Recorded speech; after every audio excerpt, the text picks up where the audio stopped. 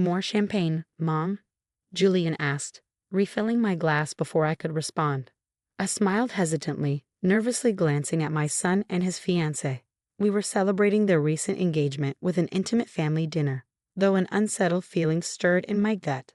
To your happiness, Sienna purred, clinking her glass against mine. I nodded and took a generous sip. There's something we wanted to discuss with you tonight, Julian said, exchanging a sly glance with Sienna. We're planning a huge engagement party next month. Only the best for our perfect union. I chuckled anxiously. How wonderful for you both, but those parties can get quite pricey, can't they?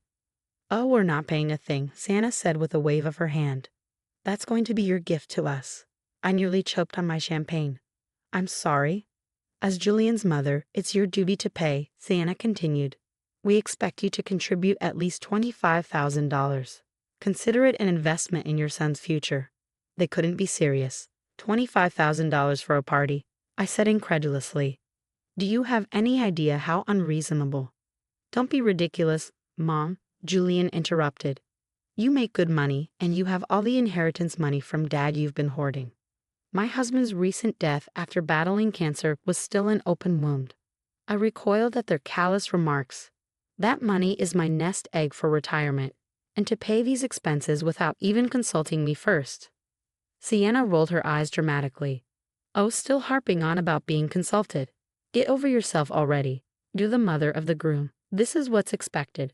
Shell out the cash and be grateful we're letting you contribute at all. You should feel honored we're even inviting you. Julian sneered. So write the damn check so we can start planning. I sat stunned, unable to comprehend their arrogance and disregard. I appealed once more to my son. Honey, be reasonable. You can have a lovely party without extravagant costs. Let's scale things back a bit. Julian slammed his fist on the table, rattling the glasses. I knew you would pull this cheapskate crap, he shouted. Some mother you are, can't even support your only son. Hot tears sprang to my eyes as I took in their contemptuous glares. Perhaps I had spoiled my son rotten over the years, but I never imagined he could treat me with such cruelty and disrespect. I stood abruptly, disgusted by the two vipers lounging in my home. I think you should leave now, I said quietly. Sienna leaped up and gripped my shoulders with sharp red nails. Don't even try rejecting your duty, she growled, her perfumed breath assaulting my nostrils. You either pay up, or you can kiss your relationship with Julian and any future grandchildren goodbye. I shook her off violently. Get out, I bellowed. Out of my house this instant. They stalked out without another word, but I saw them exchange a triumphant smirk.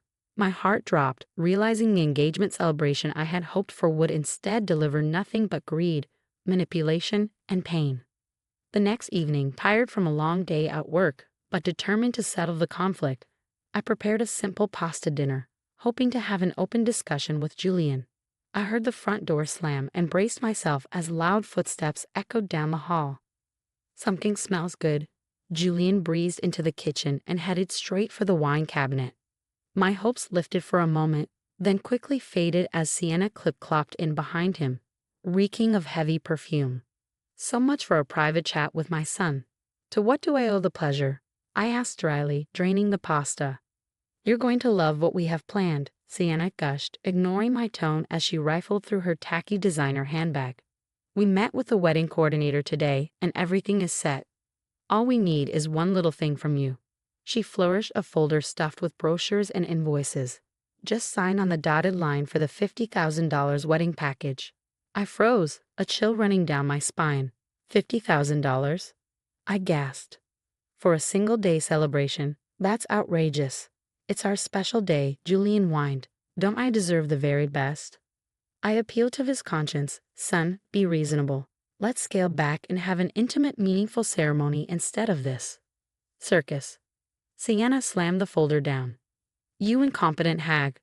Who said this was open for discussion? She screeched. You will pay every penny to give your only son his dream wedding. Rage boiled up inside of me. Through gritted teeth, I replied, you entitled, nasty piece off.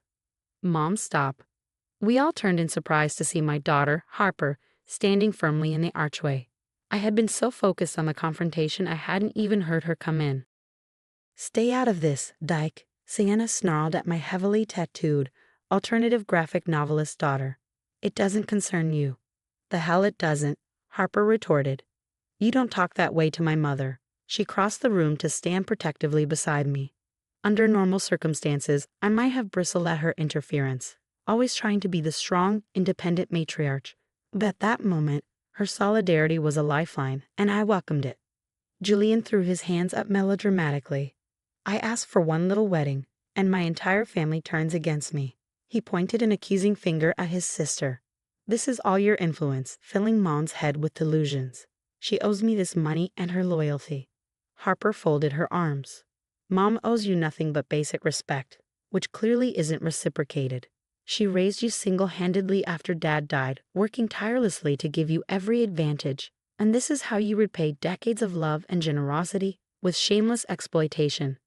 My ingrained son had no response other than childish whimpers. Harper turned to me, her tattooed hand gripping mine firmly. You stand strong, Mom. Set boundaries and demand the respect you deserve. I've got your back. The knot in my chest loosened with immense relief. My daughter's stalwart support washed away my self-doubts. I would not bow down to these greedy, manipulative vultures for another minute. I drew myself up to full height, emboldened. You both have two choices, I addressed Julian and Sienna in a loud, clear voice.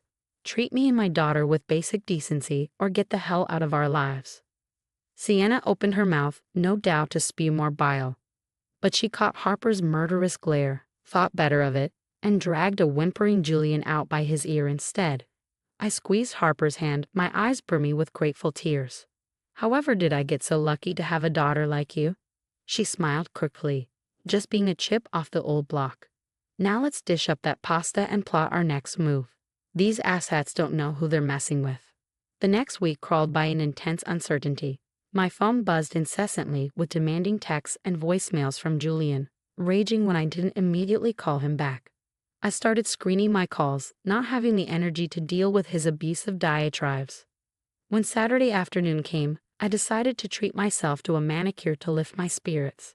As I sat relaxing while the technician groomed my nails, my phone buzzed yet again. Normally, I would ignore it, but glancing down, I saw it was a call from Julian's number. Curiosity got the best of me. Hi, honey, I answered cautiously. It's your witch of a mother, came Sienna's grating voice instead. My blood instantly started boiling. I was just about to hang up when I heard Julian's sneering tones in the background. Is the old bag actually taking your call? She's been dodging mine all week. There was a rustling sound, followed by his voice coming clearly through the phone speaker. Mom, what the hell? I've been calling nonstop. Have you given any more thought to funding the wedding? The coordinator is breathing down my neck. I opened my mouth to deliver a stern refusal, but Sienna's shrill voice cut me off. Oh, let it go already. She's clearly a lost cause. There was a slap, as if she swatted his arm. Your mother is a dried-up, selfish prune. Once we're married, we'll change all the account passwords so she can never access our money. My eyes nearly popped out of my skull. Our money. There was more rustling. Then Sienna's grating voice continued.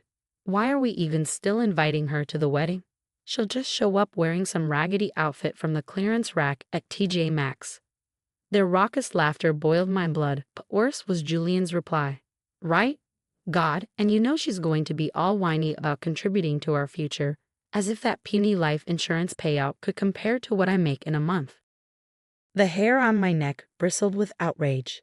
The puny payout was nearly $500,000 that I had invested for retirement, not blow 'em on sports cars and designer clothes like my prodigal son. Sienna scoffed loudly. Oh please, we both know it was your daddy's money that set you up nicely at that firm.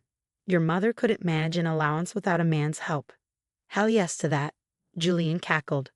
And we put that inheritance money to way better use, like annual trips to Dubai, first class all the way. Their uproarious laughter made my blood boil. I stabbed the red foam icon with so much force I nearly cracked the screen. Those money-grubbing snakes. I had suspected their motive all along, but hearing their vile words firsthand rocked me to the core. My hands trembled with rage and indignation. I waved away the technician's concerned glances, threw a wad of cash on the counter, and raced for the door. I drove home in record time, burning up with the need to unload to Harper.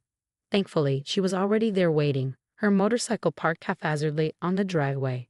I burst through the front door, and she leaped up from the couch, startled by my frazzled state.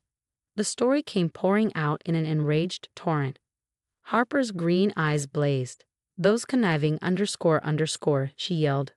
"I knew it all along. It was never about family or celebration. They just see you as a cash dispensary." "I feel so betrayed and used," I said bitterly, choking back tears of frustration. "My only son. How could he?"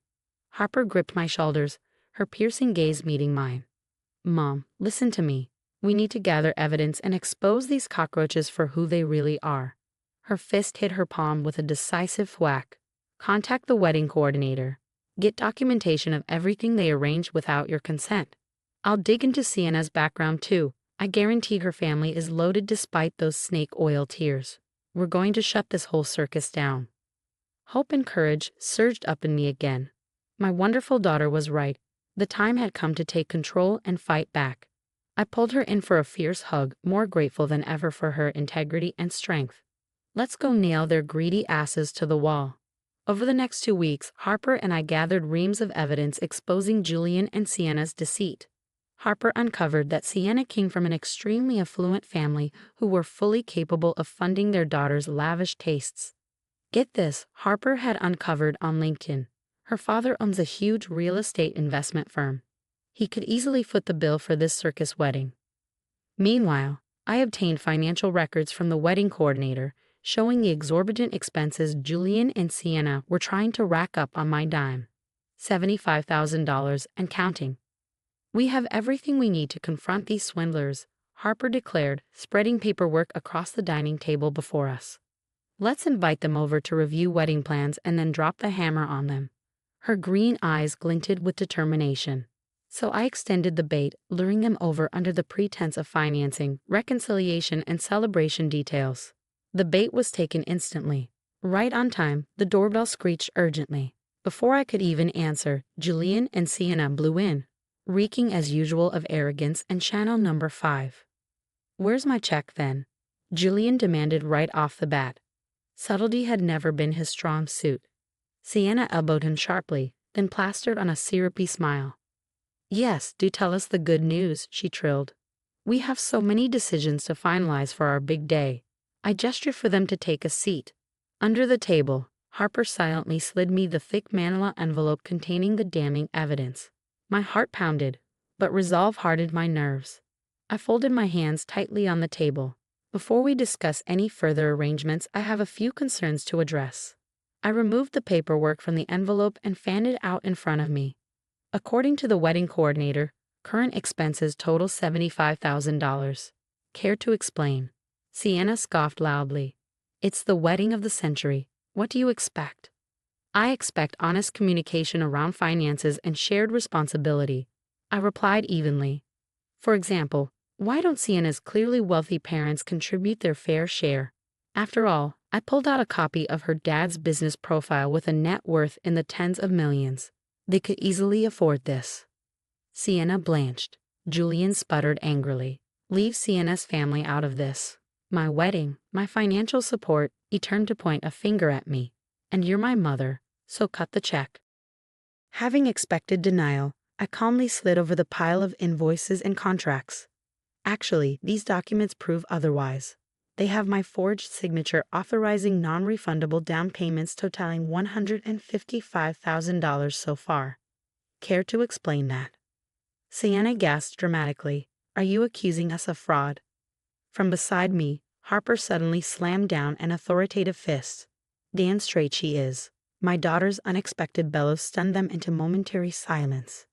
Harper seized the opportunity to append the rest of the manila envelope's contents across the table. Bank statements, screenshots, and phone records, irrefutable evidence of their lies and manipulation, scattered dramatically before us. "It's all here in black and white," Harper spat with unrestrained disgust. "You snakes have been exploiting my mother's love and trust this whole time, never giving a damn about family bonds, just what you can swindle out of her." "You here spying on us?" Julian spluttered in outrage. "Gathering evidence against your fraud," I corrected icily. "And now that everything is laid bare, you will cancel this sham wedding immediately." Sienna shot up out of her chair, nostrils flaring. "How dare you?" she shrieked. I will be marrying Julian with or without your money. She turned to my son with a pout. Back me up here. But Julian just sat there, pale and trembling, the magnitude of revelations rocking him into stunned silence for once.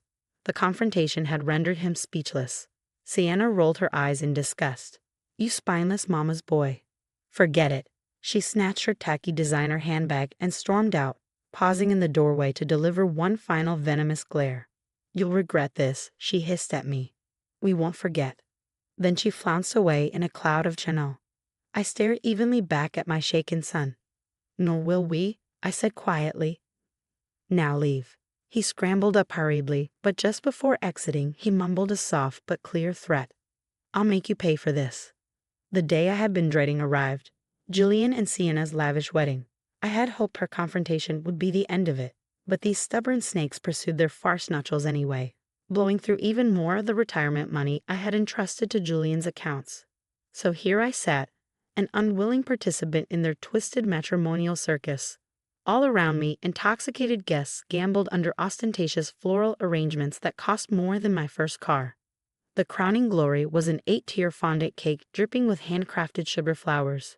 Julian and Sienna's smug faces towered above it all in a massive golden frame. My daughter Harper slouched next to me, clad in ripped jeans and combat boots, her pixie-cut green hair clashing spectacularly with the pastel bridesmaid dresses. We silently watched the overblown spectacle unfold, barely concealing our disgust. Suddenly, the music transitioned to a bombastic wedding march. The crowd hushed in anticipation as Julian took his place under the altar's garish archway. My heart clenched. He looked so much like his father, tall and dashing in his tuxedo, beaming with charismatic charm. Not a trace remained of the petulant, greedy boy I had confronted just weeks prior. Radiant pride glowed from him as his bride floated down the aisle. Dressed in a frothy designer gown I had no doubt charged to my credit card. Old memories and grief welled up. I had walked that same path over 30 years ago, knave and drunk on dreams of lifelong partnership and family, dreams that soured all too quickly. My faith in love and devotion had died alongside my husband, and now the son we created together slapped me in the face with the same callous disregard. As the ceremony droned on, a righteous rage simmered within me. I could not, bless this loveless union with my presence for another moment. I stood abruptly, my chair scraping loudly across the polished floor. All eyes turned to me. Harper grasped my hand supportively. I cleared my throat, meeting Julian's alarmed gaze. I apologize, but I cannot stay silent about this travesty. My voice rang out loud and clear. Murmurs rippled through the stunned guests. Julian flushed crimson, shrinking under my bold stare. Before he could muster a response, Sienna shoved past him, teeth bared and eyes spitting fury. How dare you interrupt my perfect day? She advanced toward me, manicured claws outstretched menacingly. I stepped back, recoiling from her vicious energy. Harper immediately confronted the deranged bride. Back off, she commanded, her voice like steel. Meanwhile, behind closed doors, Harper relied on my sharp business instincts to manage her quickly ballooning finances. At her behest, I leveraged decades of investment experience to establish trademarks, negotiate publishing rights, and maximize profits. I swelled with pride watching my daughter's passions flourish under my careful cultivation. Soon, Harper was regularly turning up in edgy fashion magazines and sought-after graphic anthologies. She purchased a sleek downtown loft as her business base of operations, proudly showcasing the extravagant views she had earned solely through her prodigious talents. To celebrate Harper's rapid rise, I decided to host an intimate gathering of key supporters and collaborators at her swanky new digs. The catered affair would mark her official arrival as an artistic visionary and independent woman of means. Harper greeted guests with an uncharacteristic nervous energy as I directed caterers to artfully arrange free-flowing champagne and delicate canapés. You have nothing to worry over, I reassured my daughter as I straightened her smart blazer. Just be your normal captivating self. These people already adore you.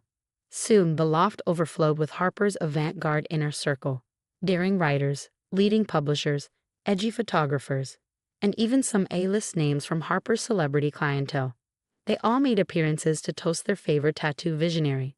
Pride swelled my chest to hear such powerful figures celebrating my exceptionally talented daughter. This was the launch party Julian could only ever fantasize about. 2 short years ago, my family's name was tarnished by greedy failures. Now, through Harper's virtues, respect had not only been restored but elevated to an artistic elite status. Late into the evening, I stepped onto the balcony beside Harper, gazing over vibrant city lights. She squeezed my hand gently. "None of this would be possible without you, Mom. You believed in me when no one else did, invested in me, fought for me. I'll owe you forever." I wrapped one arm around her slim, leather-clad shoulders, champagne flute clutched elegantly in the other hand. "Nonsense, my brave darling. Your soaring success stems solely from your vision and daring talents." I swept one arm across the glimmering skyline before us. "All this you manifested wholly on your own. I merely facilitated the business deals so you could freely create." Harper grinned quickly. "Ah, yes. Well, I clearly inherited your ruthless business savvy along with Dad's creative spirit." She playfully clinked her glass to mine. "To the dynamic duo, may we always prevail over vipers and thieves." I laughed brightly, heart swelling with maternal joy. My daughter and I had come through the crucible of greed and betrayal to now bask in self-made success. As the lively celebration carried on behind us, I silently offered one final toast upward to her beloved father. We had created a fine legacy after all, one sculpted purely from integrity, courage, and toil instead of entitlement or manipulation. That legacy now towered as a gleaming testament to morality for all the Julians of the world to gaze upon with envy for decades to come. Over the next 2 years, Harper's star continued to ascend in a brilliant, trailblazing trajectory. Meanwhile, I heard through mutual contacts that Julian languished in obscurity and mounting debt. His lavish lifestyle sustained itself for a while on credit before the house of cards inevitably collapsed. The rare times Julian's name surfaced, it was tied to seedy gossip rags and drunken tabloid scandals. From Sienna's very public affair to Julian getting fired from a car dealership for defaulting on payments. Karma seemed intent on grinding my prodigal son into the dirt. I ignored the lurid headlines with a quiet sense of satisfaction, confident I would never lay eyes on him again. By now, I had retired from corporate leadership to focus on passion projects, indulging artistic hobbies, volunteering with disadvantaged youth, and planning leisurely global adventures. I decided it was also time to downsize into a lower-maintenance home. After a prolonged search, I found my perfect oasis, a private bungalow in a picturesque coastal senior community. Mature trees and vibrant gardens welcomed me each morning as I embarked on scenic nature walks with dear widowed friends. The idyllic setting and social kinship brought me a sense of peace I hadn't realized was missing. Meanwhile, Harper had also found her soul's counterpart, a brilliant software developer named Riley who adored her vibrant spirit. I instantly detected true partnership potential upon meeting Riley. My instincts proved correct. Just months after moving in together, Harper excitedly presented me with news of their engagement. I whooped joyfully when she flashed the unique geometric ring Riley had custom designed. "My darling girl," I exclaimed through happy tears, "I'm thrilled you found someone deserving of your tremendous heart." The private garden wedding ceremony Harper described echoed my own intimate vision 3 decades prior. No showy fanfare, just profound lifelong commitment celebrated by cherished community. I clasped Harper's hand, overcome with emotion at how perfectly she was manifesting her father's and my unrealized dreams. Later, during wedding planning over tea and biscuits, Harper hesitated before broaching the subject I knew she would. "Mom, about inviting Julian." I waved one hand briskly. "Let's not sully your special day by entertaining that notion." Harper bit her lip. "I just can't help but pity him, you know. He's clearly a miserable screw-up, but still family, even if he doesn't deserve it. I wonder if including him would be the right thing." She trailed off uncertainly. Recognizing my daughter's enduring compassion even for those who least warranted it, I patted her hand reassuringly. "You needn't ever compromise your kind principles. If some small mercy for Julian eases your mind, I can tolerate his presence just this once." Harper exhaled in relief and squeezed my hand gratefully. "You're the best, Mom. I knew you'd understand." The sentimental moment was sharply interrupted by my ringing cell phone. Glancing down, I was stunned to see Julian's name flash across the screen. Months had passed since his last desperate drunken voicemail pleading for money. Face grim, I silenced the call. "Speak of the devil," I remarked dryly. Harper shook her head. "He never stops trying to worm his way back in. But don't worry, Mom. After the wedding, you'll never have to deal with his garbage again. I smiled gently at my daughter's protective tone. She was right. The time had long passed for me to entertain Julian's self-pitying overtures. I now had all I ever needed right here in my tranquil life, surrounded by those whose souls nurtured mine. No redirects from a toxic past could ever breach that blessing. I patted Harper's hand resolutely. Onwards and upwards, my dear. Now, tell me more about the lovely flower arrangements you envisioned.